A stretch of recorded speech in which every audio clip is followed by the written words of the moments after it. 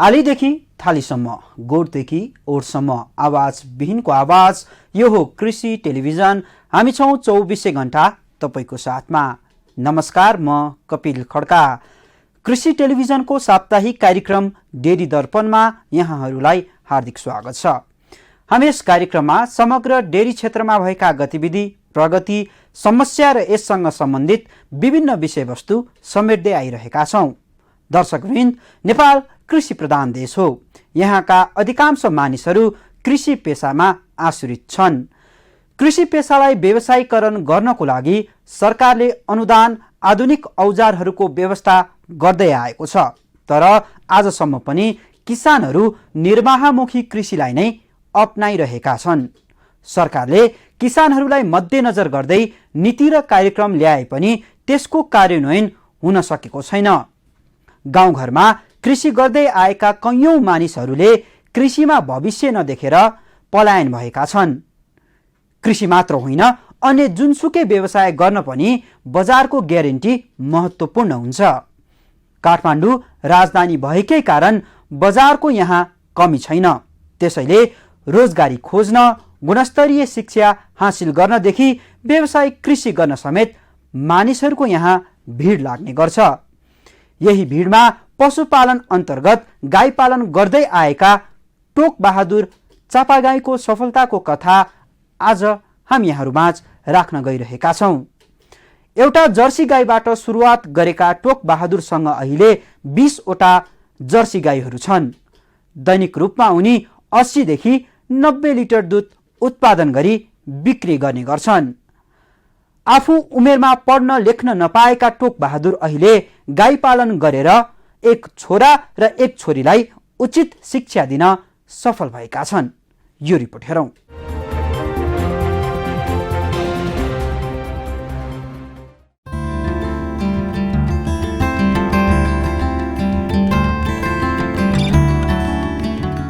नेपाल कृषि प्रधान देश हो। यहाँका अधिकांश मानिसहरू कृषि पेसामा आश्रित छन्। कृषि पेसालाई व्यवसायीकरण गर्नको लागि सरकारले अनुदान, आधुनिक औजारहरूको व्यवस्था गर्दै आएको छ। तर आजसम्म पनि किसानहरू निर्वाहमुखी कृषिलाई नै अपनाइरहेका छन्। सरकारले किसानहरूलाई मध्यनजर गर्दै नीति र कार्यक्रम ल्याए पनि त्यसको कार्यान्वयन हुन सकेको भने छैन। गाउँघरमा कृषि गर्दै आएका कैयौँ मानिसहरूले कृषिमा भविष्य नदेखेर होला पलायन भएका छन्। कृषि मात्र होइन, अन्य जुनसुकै व्यवसाय गर्न पनि बजारको ग्यारेन्टी महत्त्वपूर्ण हुन्छ। बजार सुनिश्चित भएको खण्डमा मात्र उत्पादन बेच्न सकिन्छ। काठमाडौँ राजधानी भएकै कारण बजारको यहाँ कमी छैन। त्यसैले रोजगारी खोज्न, गुणस्तरीय शिक्षा हासिल गर्नदेखि व्यावसायिक कृषि गर्न समेत मानिसहरूको यहाँ भिड लाग्ने गर्छ। काठमाडौँ, भक्तपुर र ललितपुर जिल्लाभित्र सहरकै छेउछाउमा पनि कतिपय परिवार तथा कतिपय युवाहरूले उदाहरणीय रूपमा कृषि गरी सफलताका साथ परिवारको आवश्यकता पुरा गर्नुका साथै मनग्गे आम्दानी पनि गरिरहेका छन्। यसकै एक उदाहरण हुन् ललितपुरको महालक्ष्मी नगरपालिका 7 नरकटेमा मनोकामना जर्सी गाई फार्म सञ्चालन गरिरहेका टोक बहादुर चापागाई। उनी पहिले निर्माण कार्यमा श्रमिक थिए। कामको सिलसिलामा उनीसँगै काम गर्ने साथीको निर्माणाधीन भवनबाट लडेर मृत्यु भयो। तब उनको जिन्दगीले मोड लियो। उनलाई यो पेसा असुरक्षित लाग्यो। त्यसपछि उनी पशुपालन गर्ने सोच बनाउन थाले। एउटा जर्सी गाईबाट सुरुवात गरेका टोक बहादुरसँग अहिले 20वटा जर्सी गाईहरू छन्। आफू भने उमेरमा पढ्न लेख्न नपाएका टोक बहादुर अहिले यही गाई पालन पेसाबाट एक छोरा र एक छोरीलाई उचित शिक्षा दिएका छन्। टोक बहादुरले साँझ बिहान आफ्नो काममा परिवारको सहयोग समेत पाइरहेका छन्। उनले गाईको गोठ समेत व्यवस्थित बनाएका छन्। गोठ सरसफाइदेखि गाईलाई घाँस, दाना र पानी खुवाउने काममा एकजनाले रोजगारी समेत पाएका छन्। उनी अहिले दैनिक 80 देखि 90 लिटर दुध उत्पादन गरी बिक्री गर्ने गर्छन्। बजारको माग अत्याधिक भएको तर माग अनुसार उत्पादन भने उनी गर्न सकिरहेका छैनन् र उत्पादित दुध आफ्नै टोल छरछिमेकमा खपत भइरहेको उनी बताउँछन्। यो पहिला अब पुर्खादेखि नै अलिअलि एक दुईवटा गाई भैँसी पाल्ने त गाउँमा चलाउनै हो, चलिन्थ्यो, जाने पनि थियो, गरिन्थ्यो। अनि अहिले चाहिँ तपाईँको भेलीभित्र पसेपछि नै अब हामीसँग पढाइ छैन, लेखाइ छैन, अब कुनै सिप पनि छैन। अब के गरी गर्ने त, के खाने त भन्दाखेरि अब यो गाई पाल्न चाहिँ अब त हुन्छ कि भनेर सोचेर गरिनु थाल्यो। गरिएपछि अनि डाक्टरहरूले त्यहाँ बोलाउनुहुन्छ कहिलेकाहीँ अब माथि त्यस्तै कृषि कार्यालयमा, अनि उहाँ अलिकति तालिम दिनुहुन्छ, बिउ यस्तो यस्तो बिउ हाल्नुपर्छ, उसो गर्नुपर्छ भनेर उहाँहरूले सिकाउनुहुन्छ। अनि त्यहाँमा गाई बिरामी भने यसरी चलाउनुपर्छ, हामीलाई यसरी बोलाउनु, यो तरिकाले हामी गर्छौँ भनेपछि अनि एकजना डाक्टर चाहिँ निजुक्ति हुन्छ नि यहाँ बोलाउनु बित्तिकै आउनुहुन्छ त्यसरी परे पनि त्यो हिसाबले चाहिँ गर्दै गएँ मैले चाहिँ। अनि यो पेसा अपनाउनका लागि जोखिम चाहिँ कतिको छ, कतिको चाहिँ यो समस्याहरू चाहिँ के छन् योमा भनिदिनुहोस् न। समस्या छ सर, अब यो गाई थुनेलो हुन्छ अनि कोही ब्याउन सक्दैन हेर्नुहोस् है। अनि तपाईँको आर्सिया भुँडी ढाडी नै हुन्छ बस्तुलाई, तपाईँको डाक्टर त दुई चार दिनमा त दुई तिन दिनमा त बोलाइरहनु पर्ने हुन्छ। मेरो त बोलाइरहेको छु मैले, साह्रै समस्या एकदम जोखिमै बोलेर काम गर्नुपर्छ। एउटा मरिहाल्यो भने 80-90 लाख रुपियाँ खुसिन्छ आजभोलि। अब पहिला त 50-60 हजारमा पाइन्थ्यो, अहिले दिँदैनन्। अब अहिले ठ्याक्कै कतिमा किन्न सकिन्छ तपाईँसँग यी भएको जस्तै गाई यदि कसैले किन्नु पऱ्यो भने? यो 70-80 हजारभन्दा तल त पाउँदैन, दुधको अनुपातमा हो। 70-80 हजारभन्दा तल त पाउँदैन। 14-15 लिटर 16 लिटर दुध त मेरो महिनामा जसरी नै आउँछन्। सधैँ त किन आउँथ्यो र तिनका पनि क्षमताभन्दा बढी दिँदैनन्। त्यही हो 70-80 हजार चाहिँ मामूली नै पर्छ र अहिले।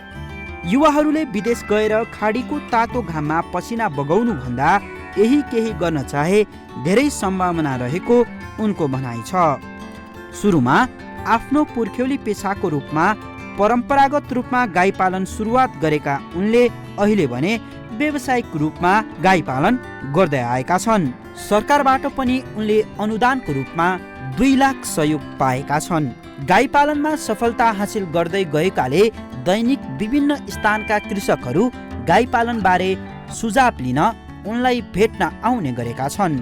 त्यस्ता किसानलाई उनले एकैचोटि ठुलो महत्त्वाकांक्षा नराख्न र सानो स्तरबाट व्यवसाय थाल्न सुझाव दिने गरेका छन्।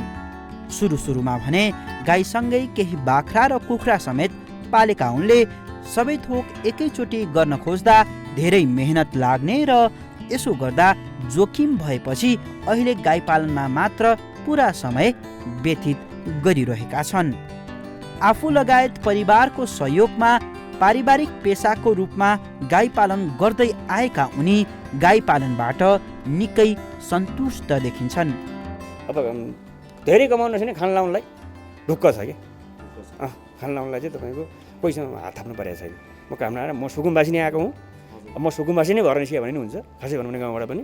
किनभने व्यवहारले झ्याक्दै गएर यहाँ आएर पनि त म एउटा गाईबाट सिरिन्द गरेको हो मैले, तर हुँदा हुँदा यहाँसम्म पुऱ्याएँ त गरेँ भने। यो 6-7 वर्षको अवधिमा चाहिँ तपाईँले आफ्नो एउटा सम्पत्ति चाहिँ कसरी कमाउनु भयो, कसरी के गर्नु भएको छ? यो गाई पालन पछि कमाउनु भएको तपाईँको छैन सर, म त स्पटै भन्नुपर्छ।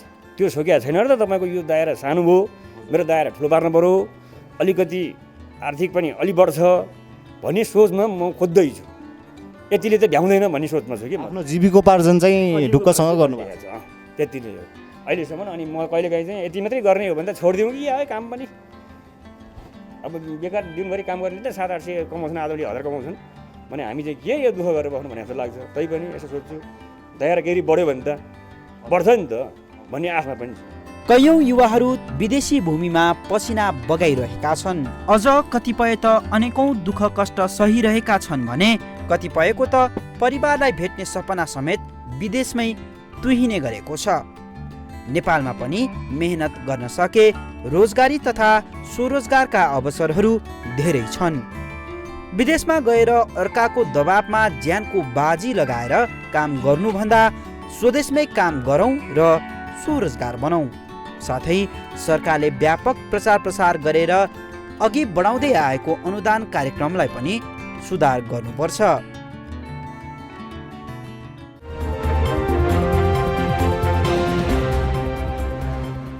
हामी मनोकामना जर्सी गाई फार्ममा पुग्दा टोक बहादुर आफै गाईको भकारो सोरिरहेका थिए। गोठ सरसफाइदेखि गाईलाई घाँस दाना र पानी खुवाउने काममा उनका परिवारका अन्य सदस्यहरू एकजुट भएर लागेका देखिन्थे। पशुपालन गर्दा विभिन्न समस्याहरू आइपर्दछन्। चापागाईले गाई पाल्दा भोगेका समस्याहरू के कस्ता छन् त? अबको क्रममा टोकबहादुरसँगको कुराकानी।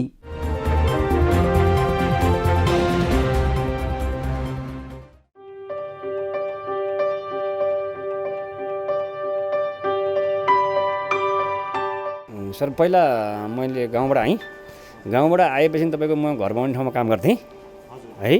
अनि 18 महिना काम गरेपछि तपाईँको त्यहाँ एकजना मेरो साथी खस्नुभयो त्यो माथि घरबाट साथबाट।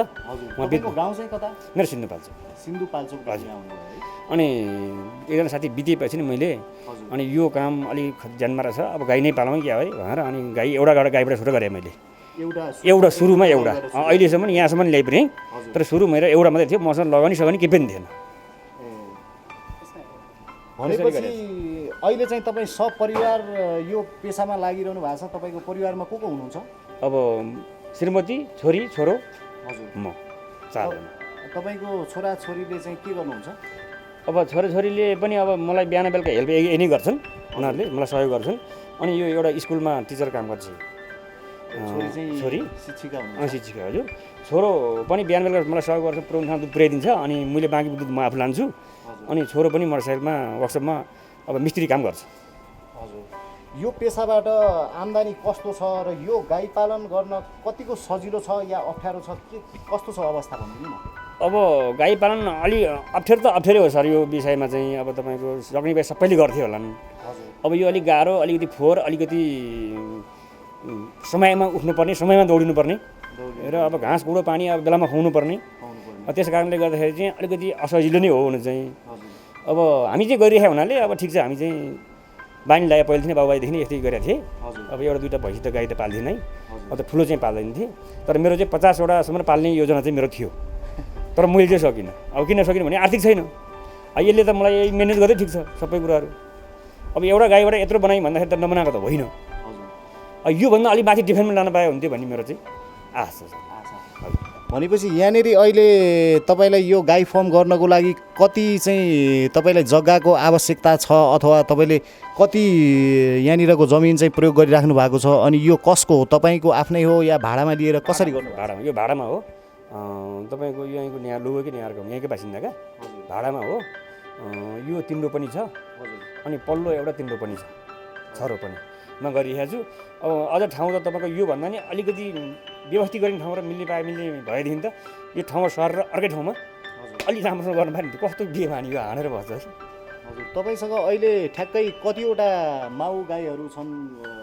मतलब दुधालु गाईहरू कति? दुधालु गाईहरू मसँग 14वटा छन् अहिले। 14वटा छन्। अनि यी बाछीहरू बाछी हुन् कि बाछा पनि छ? बाछी नै बाछी अहिले भर्खर जन्मेका सानो सानो चाहिँ बाछी हुन्। हजुर, यो अहिले मैले हुर्काइरहेको छु, लाइनमा हुर्काइरहेको चाहिँ बाछी नै हो। बाछी यदि बाछा भयो भने, बाछी भयो भने त उत्पादन क्षेत्रमा लाग्ने। यदि बाछाहरू भयो भने चाहिँ त्यसलाई कसरी व्यवस्थापन गर्नु भएको छ? 1000 रुपियाँ लिन्छन्, गाडी आउँछ। हजुर, पठाइदिने गरेछ मैले। को आउँछ? त्यो चाहिँ नगरपालिकाबाट, सरकारी निकायबाट? सरकारी निकायबाट त व्यक्तिगत आउँछ। व्यक्तिगत आउँछ, 1000 कमाउने होला, उसले लगेर काउन्सिल गर्छ, मलाई थाहा हुँदैन। अब यहाँ नजिक वरिपरि हामी छोड्नु नि हामीलाई पार लाग्छ। र म चाहिँ एउटाको 1000 लिन्छ। अब 1000मा सकिँदैन, 1500 लाग्छ भन्दैछ। गाह्रो यहाँनिर छ। भनेपछि यो पाडापाडी लगायत अहिले तपाईँसँग बाछीहरू लगायत तपाईँसँग 20भन्दा बढी नै छन् अहिले। र आगामी दिनमा तपाईँलाई यो के गाई फर्म नै गर्छु या अथवा यसमा थप केही भैँसीहरू पनि पालन गर्छु अथवा यस्तो कुनै अन्य पशु पक्षी पालन पनि गर्छु भन्ने के योजना छ? भविष्यको योजना चाहिँ के छ अलिकति सुनौँ। अब भविष्य योजना त सर अब यहाँ मसँग लगानी नभएर हो। लगानी भए त भैँसी गाई अलिकति बाख्रा सँगसँगै राख्ने अलिअलि अब 19 जग्गा होइन। अब सँगसँगै गर्नु त कुखुरा चाहिँ राखेर म चेतिसकेँ। 500वटा कुखुरा एकैले थपरा गएँ मेरा। अनि त्यहाँदेखि अहिले डर लागेको छ। व्यवसाय चाहिँ अरू चाहिँ तपाईँको लगानी गर्ने र दिने मान्छे यतापट्टि अलिक सहयोग गर्ने मान्छे हो भने म केही न केही बढाउँछु दाएर भन्ने चाहिँ अझै पनि छ मनमा चाहिँ। अझै पनि छ। भनेपछि यसको बजार व्यवस्थापन गर्न त त्यति गाह्रो छैन। काठमाडौँ, ललितपुर महानगरपालिका भनेपछि त तपाईँको खपतको लागि, यसको उत्पादन खपत, दुध खपतको लागि चाहिँ केही समस्या छैन? त्यसै समस्या छैन। म डेलिभरी, होम डेलिभरी गर्छु। म प्रत्येक घरहरू छन्, म घर घरमा पुऱ्याउँछु। 1 लिटर, 1 मानु, आधा मानु कति खान्छ दिने हो, महिनामा पैसा लिने हो। मलाई चाहिँ त्यो त्यति अप्ठ्यारो असुविधा चाहिँ छैन। भनेपछि तपाईँसँग उत्पादन हुने सम्पूर्ण दुध तपाईँले आफैले डेलिभरी गर्नुहुन्छ गाउँमा मतलब घरमा? आफैले गर्छु। अनि बाँकी पछि डेरी पनि हामीलाई सँगसँगै चाहिन्छ अलिकति फेरि, किनभने अब त्यो नखपिया दुध त त्यहाँ खपाउनु पऱ्यो फेरि, र डेरी पनि अब 2-4 लिटर चाहिँ हामीले हालिराख्नुपर्छ, उसलाई पनि थामिराख्नुपर्ने हुन्छ। 2 पैसा सस्तो भयो नि अब के गर्नु, भोलि भात त बन्द भयो भने त फेरि त्यहाँ लानुपर्ने हुन्छ। त्यसरी गर्ने गरेको छ मैले। प्रति लिटर तपाईँले कसरी पाउने गर्नुभएको छ मूल्य चाहिँ? मूल्य तपाईँको डेरीमा चाहिँ 60 रुपियाँभन्दा दिएनन् सुक्को पनि, तर घरमा चाहिँ तपाईँको 75 रुपियाँ पाउनु। हजुर हजुर। त्यही भएर अहिलेसम्म चाहिँ तपाईँले दर्ता गरेर यो फर्म चलाउनु भएको 6-7 वर्ष जति भयो। यो 6-7 वर्षको पिरियडमा तपाईँले सरकारी निकायबाट अथवा सरकारका विभिन्न सरकारी सङ्घ संस्थाहरू अथवा कृषिसँग सम्बन्धित सङ्घ संस्था लगायत तपाईँको ओडा तपाईँको नगरपालिकाबाट के कस्ता किसिमका सहयोग पाउनुभएको छ? अब ओडाबाट चाहिँ तपाईँको मैले त्यति महसुस गर्न सकिनँ। कृषि कार्यालयबाट उता लगनफेलबाट चाहिँ तपाईँको यसपालि यो 4 लाख रुपियाँ 2 लाख रुपियाँ पारे हुनाले 2 लाख रुपियाँ हामीले खर्च गरेर बनायौँ। यो यस्तो थिएन, मेरो छाप्रो थियो। त्यो छाप्रो भएको कारणले अनि त्यहाँ यहाँ तालबार सरलाई हुनुहुन्छ डाक्टर मेरो, अनि उहाँलाई लौ न सर म एउटा यस्तो गरिदिनु पऱ्यो भनेपछि उहाँले ल म गरिदिन्छु भनेर उहाँले कहाँ भनेर अनि त्यहाँ 2 लाख रुपियाँ पारिदिनु भयो। अर्को 2 लाख रुपियाँ थपेर मैले टच राखेर बनाइदिएँ। हजुर, भनेपछि त्यो 2 लाख रुपियाँभन्दा अरू कुनै सहयोग तपाईँले पाउनु भएको छैन या तपाईँले माग नै गर्नु भएको छैन? के छ सर? फुसुर पनि छैन सर त्यसमा। अब मलाई अब जानकारी पनि गराउँदैनन् कहीँ कसै, ल यो फलाना ठाउँमा यस्तो आइज भन्दैनन् होइन, नभनेपछि मलाई पनि थाहा हुँदैन। अनि कहाँ छ कस कहाँ छ भनेर खोज्दै जाने कुरोलाई अब मलाई भ्याउँदैन फुसुर पनि हुँदैन। एकछिन म एक ठाउँमा पुग्छु, एकछिन यहाँ घरमा आइपुग्नुपर्छ, एकछिनमा घाँस काट्नु दौडिनुपर्छ, कता के गर्नुपर्छ, अनि म त्यो भ्याउँदिनँ सर। मैले खासै कुरा चाहिँ धेरै ठाउँमा राखेँ हो, मलाई यसो गरिदिनु पाए हुन्थ्यो भन्ने चाहिँ मैले भने हौँ। तर अब हुन्छ ल हामी गर्छौँ भन्छन्, जो आए पनि अब हुन्छ भनेपछि अब त्यति सीमित भयो, सकियो। भनेपछि कस्तो किसिमको सहयोग गरिदिए हुन्थ्यो जस्तो लागिरहेछ तपाईँलाई? मलाई त सर यो सहयोग त तपाईँको यो मसँग 50-60वटा गाई पाल्ने योजना बनाएर अलिकति ठाउँ एरिया लिएर अलिकति लगनी गर्दैदेखि चाहिँ मलाई अलिकति मान्छे 2-4 जना मान्छे राखेरै काम चलाउन पाए हुन्थ्यो कि भन्ने भित्र आत्मा छ मेरो, हुन्छ अलिकति भन्ने आश चाहिँ मलाई लागेको छ। अब यति नै मात्रै गरेर बस्ने हो भने त उही मुखमा खायो, सक्यो, यति नै उपाय के पनि छैन।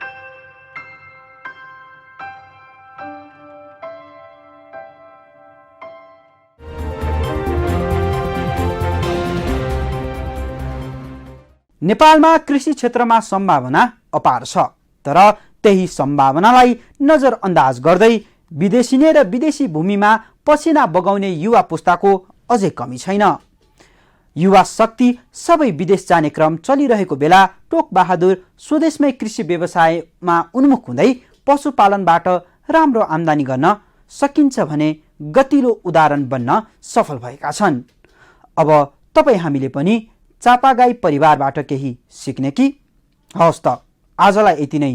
अर्को साता नयाँ विषयवस्तु लिएर म आउने नै छु। कृषि टेलिभिजन भने हेर्दै रहनुहोला। जय कृषि, जय किसान, समृद्ध कृषि हाम्रो अभियान।